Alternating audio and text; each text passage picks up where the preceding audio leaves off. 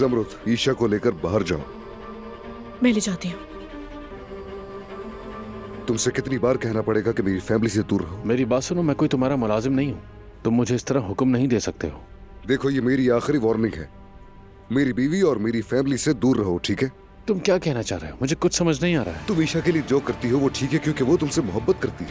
वो सिनान नामी आदमी के साथ नहीं, बल्कि अपने असली बाबा के साथ रहे। मैं ईशा को किसी से दूर नहीं कर रही, और तुम्हें और दानिया को चाहिए कि उस छोटी सी बच्ची के साथ अपना रिश्ता बेहतर करने की कोशिश करो। मैं आपको अपने ख्वाबों में क्यों देखूंगी अब्बास साहब? नहीं मालूम। अदनान के सारे रिश्तेदारों और चचाओं में शायद मैं तुम्हारा सबसे ज्यादा पसंदीदा हूँ, और अब मैं अकेला बचा हूँ। दूसरे से तुमने शादी कर ली। मुझे अपने बाबा की खबर मिली। मुझे उनके पास गांव जाना है। तुम्हें तो बाबा के पास जाना था ना, यहाँ क्यों आए? ये बताइए हम कहाँ हैं अब्बास साहब? मुझे नहीं मालूम कहाँ है।